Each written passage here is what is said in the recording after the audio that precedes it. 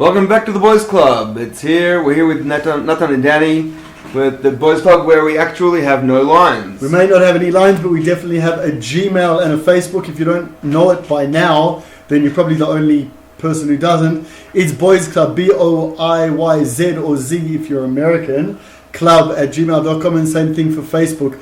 We are really excited tonight because super excited because we are sitting here with a non-Australian and the first female that we have interviewed, and she's a certified sex therapist. This is Ariella Perry. I met Ariella Perry about a year and a half ago when I went out on a crazy idea to offer sex toys, or as we call them, relationship enhancers, to married couples and present them to the world in a tsanua, in a modest way, so that people who are married don't have to go and look at all sorts of other people and other things if they want to bring those things into their life. So that's where I met Ariella Perry. I have emailed her, I've asked her many difficult questions about sexuality. And she cringes over here. Not at all. This woman is a tough one.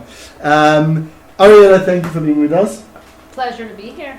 Good to have you. Finally get a mumchit, someone who is specialist, deep in knowledge, which, as you know, is very important to us. Danny and I talk a heck of a lot, and it's now time for us to be quiet and let someone who knows what they're talking about talk. Well, the exciting thing about having Ariella here is that myself, having gone to a couple of different therapists, is a lot of the therapists I've gone through, especially about sexuality, have been a little bit older, I have to say.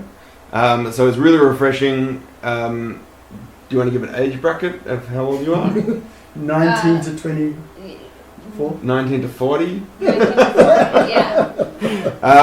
And it's very refreshing to know that there are people who are, up and coming in their careers and really trying to affect today's young couples and being able to try and really enhance the issues that are going on with Jewish couples today in sexuality. So, Ariella, the first thing we want to ask you is, what are some of the trends that you're finding specifically in the Jewish world with couples that are coming to you, and the sexual, I guess, issues that they're dealing with in today's world? So first of all, hi, and thank you for having me on the show. It's a big honor. Okay, trends in the Jewish world are, I guess the biggest trend is that couples of all ages are not necessarily coming to sex therapy for negative reasons, meaning couples are coming now to enhance their sex life, not necessarily. Some of the issues that rise are problematic, but on the whole, people want to have a more broad sex life. They want more ideas. They're looking for something more fresh, and they realize that this is a good thing, that they want it. Even in the Jewish, even in the ultra-Orthodox communities, even rabbis are sending them to sex therapists in order to enhance the relationships. Okay, so that's really good news. It's fantastic news. Because we always hear, this guy is addicted to pornography and she's addicted to masturbation with toys and all that type of stuff, and people breaking apart and no communication. That is such awesome news. Yeah. That people are coming to you and saying, we're good, we want to be better. Right. Well, it's also good news to see that people have evolved from having sex with a sheep, a hole in it. But that's an urban legend. That's a whole other podcast to discuss. But when you talk about creativity, do you mean are you talking about specific toys? Or you talking? I mean, I've heard about these these dice that where one of the dice has body parts on it, and one of the dice has an action on it, and you roll the dice, and basically you get lick and thigh or whatever it is. Right. So that's a very specific example, meaning, first of all, the idea, the concept that sex isn't something boring, black and white, mundane, repetitive, is a concept that is seeping through to everybody in the Jewish world, and people realize that they want to keep it exciting. So it can be anything from role playing. We've got crazy role playing, sex toys that are coming into the market. Sorry, just to explain that. Role playing? Do you mean how would you explain? How would I explain role role-playing? playing? Yeah. I would say acting out fantasies. Again, So there's different- if someone has, let's say, an attraction towards, let's say, an air stewardess. exactly. So you would discuss beforehand with your partner if she would feel comfortable, if he would feel comfortable playing such a role. Again, this is already a positive conversation that you're having because you're it's discussing with your partner in a safe way your fantasy and trying to incorporate it in your sex life. Again, this isn't something that you're going to do every time you're having sex, but like every few weeks or every few months when you want to change things up, you have a costume box, you have a drawer of toys. Keep it away from kids and babysitters accessing it. I'm sure there are stories. Yes, I'm sure there are stories. Yes, and they are funny. And you have what I like to call it is different menus in your sex life. Oh, that's fantastic. That's a great way of looking at it. Can you explain that? Yeah. So I'm just thinking like Chinese. That's No, only okay. I'm going to go to the Australians who like their meat, steak, and chips. Everybody loves steak and chips, and that's what you like to eat. Same thing with your sex. Most of the time, it's going to be you're after a while you learn what your partner likes, what you like, and you sort of do it, and it works, and you have a good time, and it's good. It's not it can be mind blowing, it could be boring, but it's good. Every once in a while, after you have steak and chips all the time. You want sushi. Mm-hmm. You want, I don't know what. Chopsticks. Whatever it is, exactly. So when you have a menu, you can say, okay, let's step it up a little. Let's do something different. It could be role playing. It could be taking out the dice. It could be drinking games. It could be taking out a camera. Make sure you don't have a cloud when Yes. you do take out your camera, and because it all goes to the cloud and it can't be deleted from Right. the cloud. And Helpful make your own hints. videos or sexy pictures or whatever it is that you're doing in order to enhance the relationship. These are the fun things that keep it going in a positive way. So I just have a question on that because I get quite a few people, men, most of the time, writing to me saying, Rabbi, I'd like to try something different. Number one, they're scared that halachically, according to Jewish law, is something different allowed. And I'm not just talking about, only the missionary position. They want to know is masturbation is okay. Oral sex is a huge question for many religious couples. If that's halachically acceptable or what that's actually going to do for them. But a lot of these guys say, Rabbi, I'm thinking of this stuff. I want to do this stuff, but I don't know how to communicate that to my wife. Okay. Do you have any suggestions on... and this is also, please God, there are women listening as well, and I'm sure that you can help with if they're also thinking of these wonderful ideas. So there's two major issues. The first one is husband and wife on the whole, and I am no rabbi or rebbitzin, so from what I know, when it's done consensually, almost anything goes. Literally almost anything goes, and I'm not going to give examples because no matter what I say, I'm going to offend people to here or there. It doesn't matter what I say. If a couple wants to do it, they'll find a way to do it. And if a couple doesn't want to do it, they'll find enough ways not to do it. Let's start with that. Yep. And the second part of it is a very normal fear. It's embarrassing to discuss with it. We don't want our partner to think that we are weird, queer, crazy, whatever it is. And therefore, we are afraid to bring up these issues. Everybody has sexual fantasies, and most people are scared to speak about them. Not all sexual fantasies are meant to be met. Sometimes that's what it's supposed to remain, a fantasy in your head, and that's what gets you going. And you don't have to share every fantasy with your partner. It's okay to keep it to yourself. But when you want to check it out, you can say, I heard this podcast with these crazy Australian people on it. Don't know what you're talking about. And they sort of mentioned this idea. What do you think about it? And hear what your partner has to say. If you see that she's completely closed to the idea and she's not there, then say, well, why yes, why not? Meaning, bring it to a discussion from a more philosophical point of view. If you see your partner saying, totally, I'm into it, and all of a sudden you're getting scared because she's more into it than you are, and it could be intimidating to a guy, Then I'd say 1 minute. I would be open to it. You have to discuss it. There has to be rules. There has to be guidelines, because you may not be on the same page. Could be that somebody grew up in a house where the body image issue, where you're not allowed to touch your body parts at all, and then you have another partner that's like done it all and been everywhere, and you're speaking two different languages. Well, I actually have a friend who comes from a very Chabad, like Lubavitch kind of background, and he told me that we're very good friends, obviously, and he told me that he had never been physical with a girl at all in his life, up until he was married. And he said that on one of the nights after his wedding night, after they'd gone through Niddah, is that they agreed that they would just take like 10 minutes each. The other one would close their eyes and they would just stand there naked.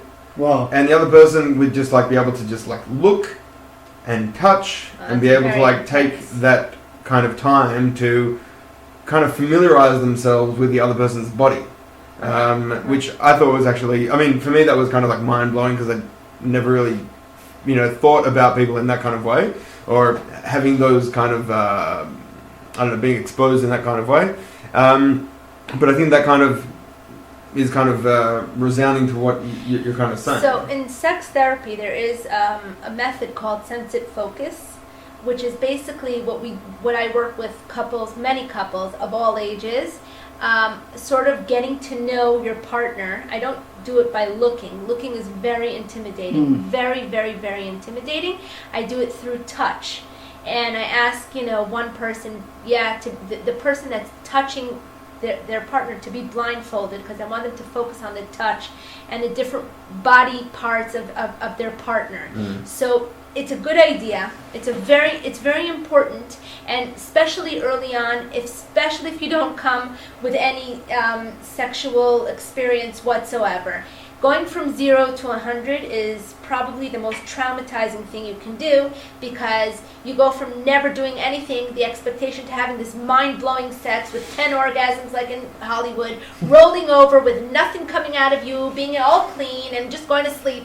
And it's not like that, as we know. It's messy, it's dirty, it's smelly, and nobody tells this to people, not even in the pre-classes of getting married. Nobody unless they come to my Khatan classes, yes.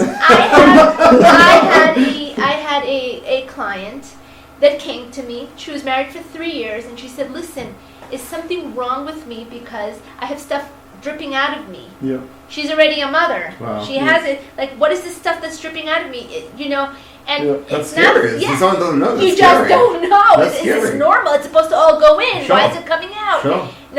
When you don't discuss this openly, or if you don't necessarily understand the laws of physics, then you're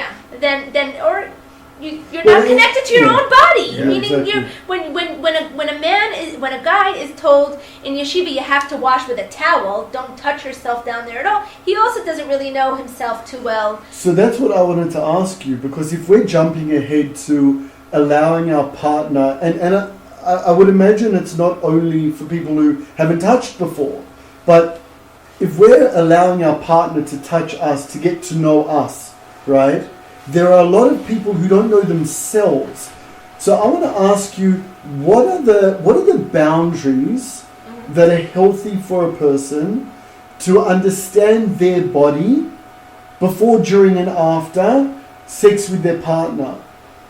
I'm not, we can go from one level of, one of the blog that we discussed the other day about a mother who wants to buy a vibrator for her daughter so that she understands her body, and that she doesn't go and have sex with... But that's a mother that is imposing herself on the daughter. That's a different issue. But the boundaries need to be that every person... First of all, every parent to children has to refer to their children's body parts by their name. Just like you have a nose and ears, you have a penis, you have a vagina. We'll start with that. You cannot call it Daisy and That's interesting. It's actually a conversation that my wife and I just had. Because we were discussing... Are you going to actually call them real names to each other now? We don't know. What do you mean? I just heard what you said. We've been using pet names up until now. Yes. So that's the problem. Meaning, why are we embarrassed to say these words? It starts there. When we're sending a subliminal message I don't know Go why back that's to 15. happening. Just Sorry for the technical interference over there. Someone just turned their radio on. so as I was saying, when you give your children's body parts pet names, we're already sending them a subliminal message that maybe there's something wrong with saying penis and vagina. Yep. We'll start with that, and it works its way up as we see our children touching themselves, and it scares us as adults. Stop touching yourself! That's gross! Don't do that! You're already, again, sending them a message that something is wrong with their body, something is gross about their body, and it moves on and so on and so forth. Do you talk to your son or daughter about puberty openly? Do you talk to okay, we're not only talking about periods and erections. Later on, what does it mean to be in a relationship? Body image, both for men and women. It's not only a women's issue. Yeah. And it moves on. So when a person comes into the marriage, they're not coming a blank and fresh slate. They already have different concepts of what a body is, what sexuality is, or isn't allowed to be. And with that, you basically meet the other person and you're having sex with. Yeah. So if a 14-year-old boy, his father never took the time, or his mother for that matter, to speak to him, and he needs pornography, and that's where he gets his sex therapy from, his expectation is to find a completely hairless, no joke, that's the trend in porn these days, a completely hairless woman who will be very, very flexible, who will have awesome ideas and will be completely passive, not complain. Very vocal. Yeah, very vocal, but very passive. And he has to be the man. And that's a lot of the times where we see that the whole issue is the man having performance anxiety. Yeah. I can't do this, I'm not going to do it as long, and then my sex only lasted 3 minutes. 3 minutes is excellent. It's record-breaking. You know, like, this is excellent, but when you watch porn and it goes on for 15 minutes, you think that something is wrong with you. Yeah. I get emails all the time, and I refer them to you and to David. I'm not lasting long enough. My husband's not lasting long enough. And the first question that you've taught me to say is, well, what's long enough? What are you actually basing this on? Exactly. Yeah. You're not Ron Jeremy, so really you can't be. So there you go. So when that's the sex education that these people are getting, then it's already giving you a warped expectation of what it's supposed to be. But I do want to focus on the positive. Assuming we have two people who sort of survived all of this chaos and whatever it is, and they have pretty good body image and a fairly sufficient sex life. We're moving on to that focus, which is the majority, by the way. Most people find a partner that matches them on most levels, including that. And then comes the issue of, well, I think I'm crazy because I have an attraction to, I don't know what, stewardesses. Can I bring that up with my wife? Yeah. I'm not looking at anybody. I'm not. But you know what I'm saying? Like, so how can my wife, is it disrespectful toward my wife to even put her in that position? And then I guess people are like, she's going to think, well, where did I get that idea from? Either I've been perving on hostesses, or I've watched some pornography that play, role plays. So then, we're talking a lot about the men having these imagination, whatever. It's also women, right? I have to say, it's really, it's 50-50. Yeah. Meaning, where men are more, and again, I'm sorry for generalizing, where men are more visual, women prefer to read porn fiction and all that kind of stuff. Is that why 50 Shades was so huge? Oh, yeah. Amongst women. Men who read it are That's like, why it was what so huge. is wrong with this? Like, men did not get what it was. No, but because men started seeing that their women were getting so turned on by these books, they got into the books. Yeah, but then not only the books. Let's just fly with this for a second, okay? Mrs. and Mr. Smith, okay? Mrs. Smith hears about this book, goes and buys maybe 50 Shades or something else, goes and buys it. She's getting all really excited about this. He's like, okay, read me a page. And on that page, the woman is being abused, hurt, whatever. And he goes, oh, yeah, okay, I'll do that. And now all of a Hang on a sudden, second. No.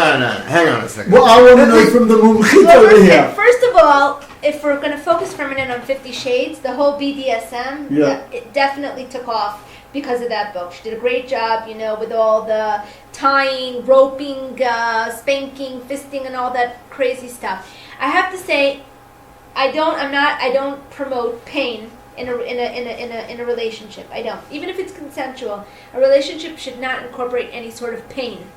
It should always be from enjoyment. And if you don't have that, then there's something wrong. You also need to be able to speak your mind. In that book, as an example, you need to be able to say, this isn't enjoyable. I hate it. We're never doing this again. Yeah. But I don't want couples using it as leverage against one another either. Like, oh, honey, I really want to try oral sex. Well, no, I'm not willing to give oral sex. It's demeaning. It's not. It doesn't have to be demeaning. Meaning, it's all a matter of how you perceive yourself. Am I doing something to? And you're going to get such slack for what I'm saying. That's what we're here for. We have no I'm lines. saying, like, you know, yes, women and men. By the way, some men say that they don't want to go down on their women. It grosses them out. The smell. It's scary. It's like a tunnel. They're slippery. I've heard it all. And you, I have a question that I really want to ask. But just let Ariella go. I'm saying, so it's not only that men want it and they don't get it. It's also women who want it and they're embarrassed to ask because they don't want to seem as these nymphomaniacs or whatever it is. And then when the guy does it, and then it's like disappointing. It takes time. You don't get it right the first time. You learn. You laugh. You have to have a good sense of humor. Exactly, and you have to have a lot of open conversations and a lot of humor. Bear in mind, it's slippery, it's a tunnel, it smells, it is okay, and so does the guy, and whatever it is, you got to be able to laugh about it when it goes wrong. You got to be able to joke about it and not take it to heart. It's not. Can I just put my hand up here for oral sex for a second, okay? Yes. The rabbi is promoting oral sex. Why? Because you taught me, and many other sex therapists taught me, that over 70% of women do not climax only through penetratable sex. Exactly. Right? So if that is true and we want to please our wives, right? Yes. Then it's about time that we do what we need to in order to please her, and obviously consensually, that she feels comfortable to say, yes, please, can we try it? Right. Because there is so much disappointment in people in people not reaching orgasm and climax, all this type of stuff. Well, but also, do what you need to do in order to get there. But also, there's a misconception that an orgasm that isn't achieved through penetration isn't as worthy as an orgasm that you achieved through penetration. Yeah. And that's the first misconception. Number one, any orgasm is an amazing thing. Enjoy it, celebrate it, party on. As many as you can have, go for it. But really, oral sex is great if both partners agree to it. You figure out the way. Some guys don't like it that the woman takes charge. It can be intimidating.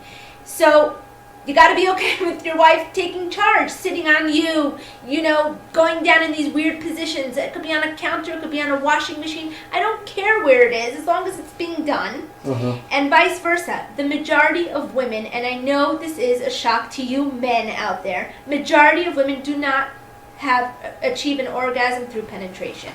It's a specific positions, it has to take long enough. It's like this 1,000 different things. Always, and this one thing that worked on Friday night will not work again on Wednesday afternoon. Or it's not one button that you keep pushing. The thing that worked 2 minutes ago isn't going to work now either. Exactly. It can change like that. Exactly. I just want to put it out there because as the rabbi sitting here, I feel responsible to say that there are parameters within the Torah about wasting a man's seed, all right? There is no clear, as far as I understand, and the rabbis that I've asked are far greater than any knowledge that I have. The majority of them will say is, as long as it is not with the kavanah, the intent, like Onan had in order not to procreate, it's okay. Because if you have so much tension around an issue like wasting your seed. You're going to waste your seed, or you're not going to be able to have an erection. There's a whole lot of things I'm going to interrupt here and say, I'm going to give you a bit of a trick of the trade here, and that is two things. First of all is, what I tell couples from the religious point of view is that the Rambam has one of his, when he regards this issue, he says as long as it's in a hole, it's okay. Hole can be the mouth, ear, nose, wherever it is. It has to be in a hole. I'd like to see the Rambam because I haven't seen that one. That's what they talk about. But second of all, if you want to get around this whole issue because maybe I misquoted the Rambam, after you come, it didn't happen inside the woman's body, take a bit from wherever it came on your finger, wipe it in the entrance to your hole, and you're covered. Whoa. Bet you didn't know that one. Sure, Ariella, if we thought that we had no lines before you arrived...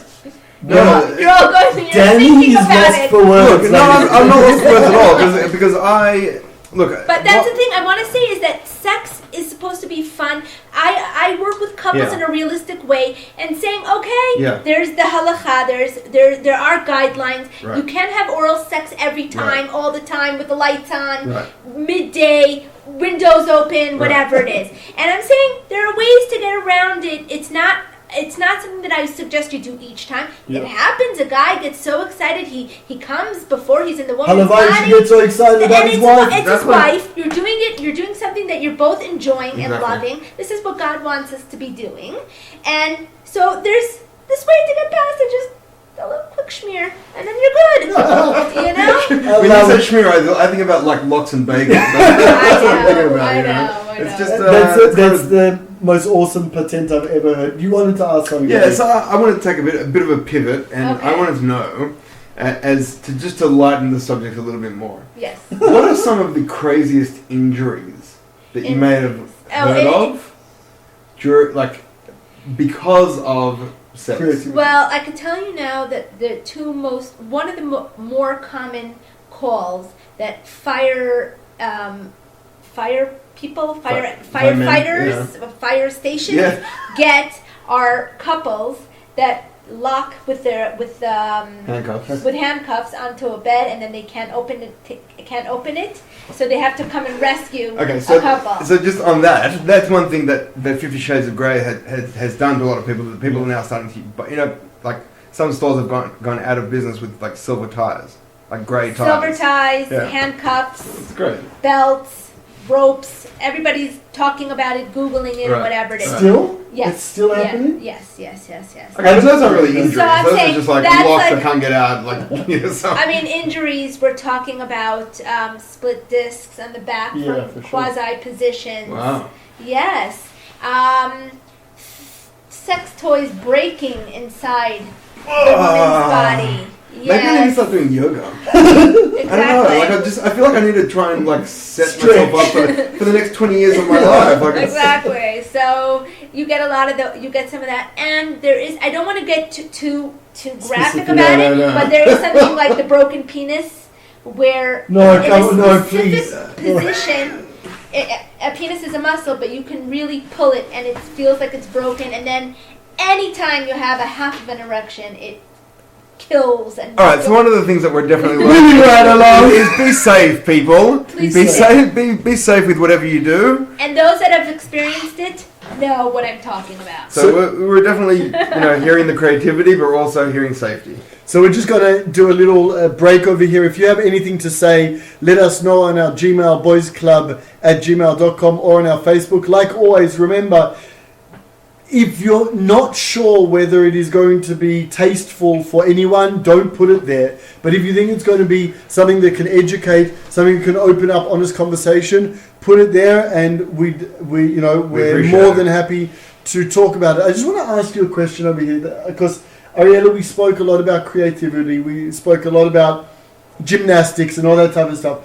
What about a couple who's listening to this, or an individual who's married, whatever it is, who turns around and goes, the truth is we're actually very happy with the missionary position. We do it X amount of times a month. Should they feel like it's something's going to go wrong if they don't start getting creative. Maybe they're worried that their partner wants something and they don't.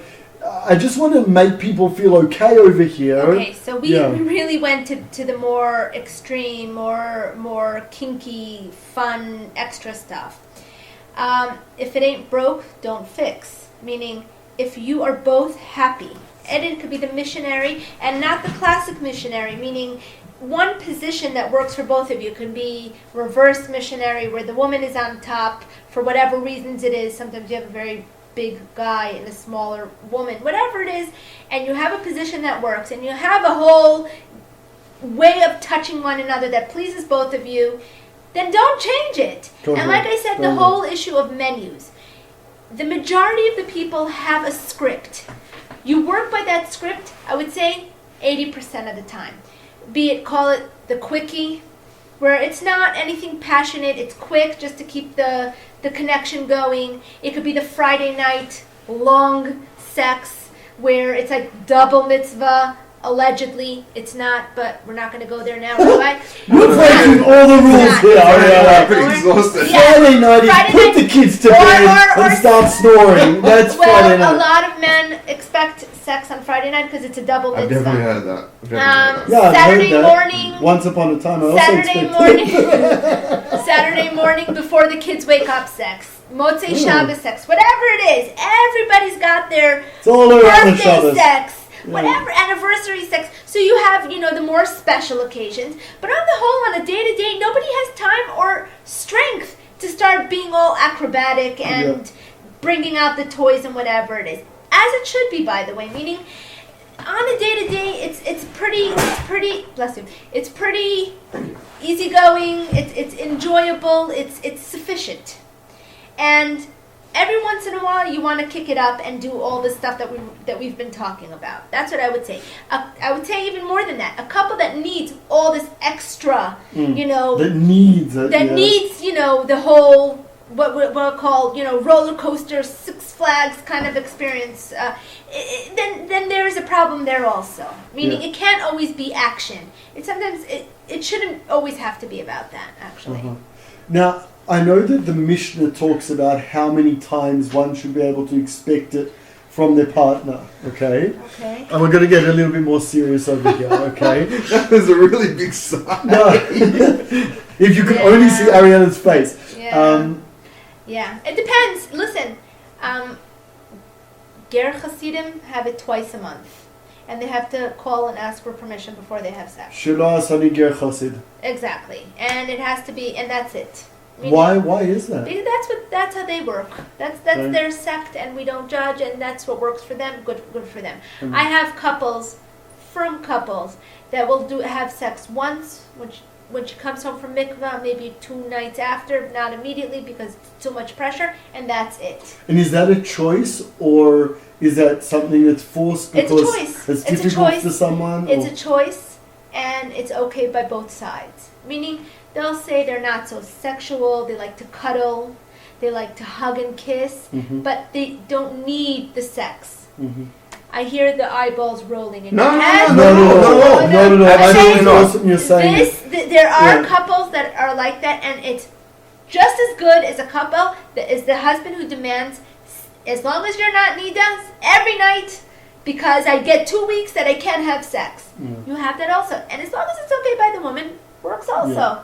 And there are couples to that extreme as well, meaning that's really the extreme. From once a month to 7 nights a week for 2.5 weeks, and that's what works. I think that's really important for all of our listeners to know, and that is what is normal, in inverted commas, is what is communicated and decided upon with your spouse. And now if we talk about average, average is about twice a week.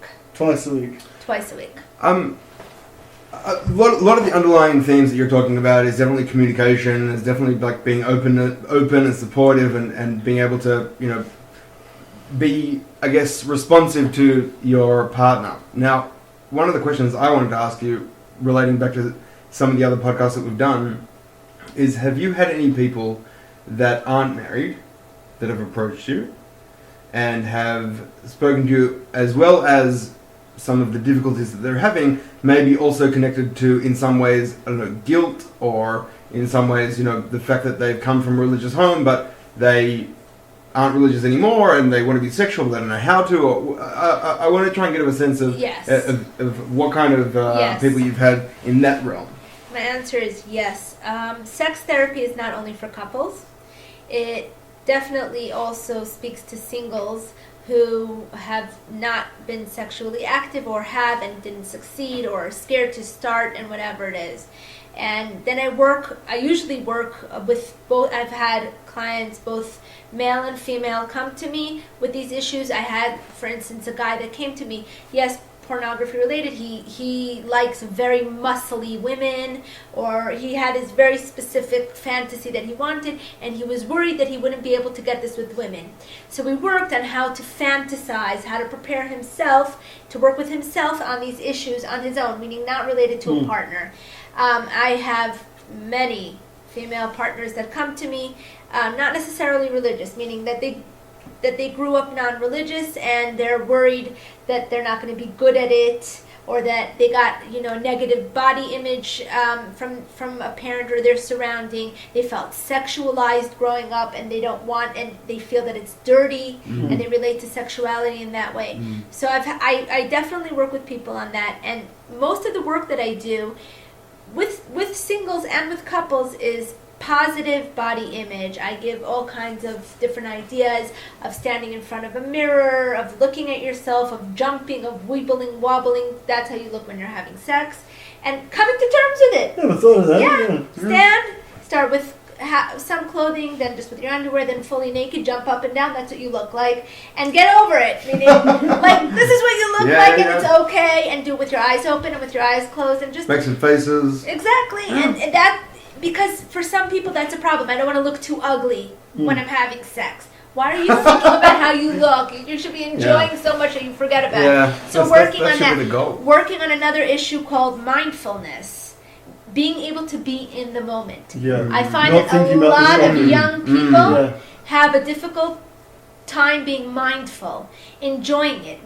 We live in a generation where everything is fast, quick, moving on, doing whatever it is, and not capable of sitting and enjoying that moment. So it starts with putting a cube of chocolate in your mouth, closing your eyes, tasting it, feeling the texture in your mouth, experiencing it, moving on to a shower, water hitting your body, and we get really up close and personal. Where did it touch? How does it feel? Only to teach a person to connect to their bodies first. And that's something that couples can do, but also singles can and should do. And I don't necessarily go in the direction of it has to only be masturbation. This is the only thing that will make you enjoy yourself. No, there's other ways, and I try and teach everybody just to connect with their bodies, and to teach also how do I communicate with another person. I think it's important at this point to be able to also state that any of the ideas or the suggestions that Ariella has pointed out aren't necessarily focused towards men or only women. If you want to get Ariella's details, please email us or send us a message on Facebook, and we'll happily forward her details on to you. And I'm sure that she'll be able to assist you further from any issues that you might have going forward. So we've got a little bit of time left over, but if we want to leave the listeners with let's say two ideas or 2 points that we wanted to really, I guess, drive home, what are the 2 things that you would suggest to really try and open up people's sex life, and be able to say, if these are 2 kind of foundational kind of ideas to promote I'd like to say to promote a healthy sex life. Like the two bases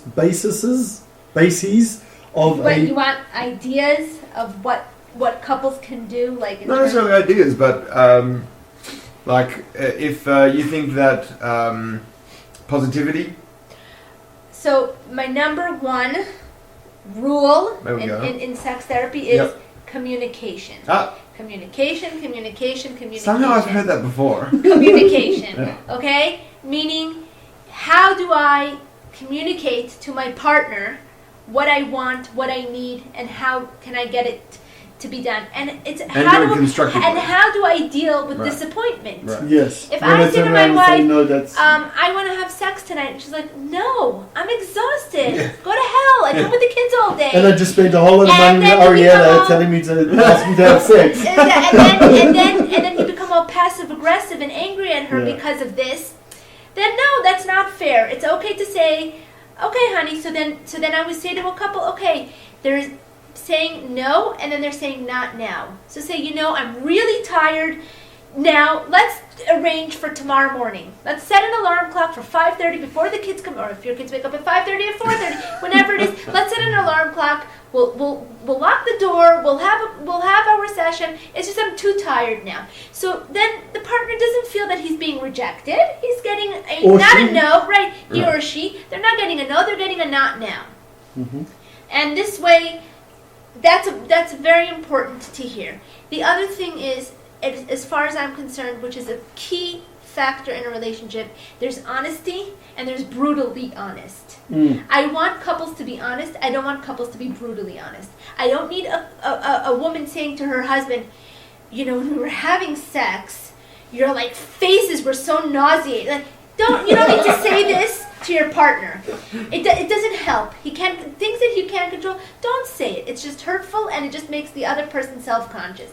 I want you to be able to say, I didn't connect to the way you touched me tonight. Let's try it a different way, or let's try and use this. Meaning, you're saying it in a more respectful kind of a way.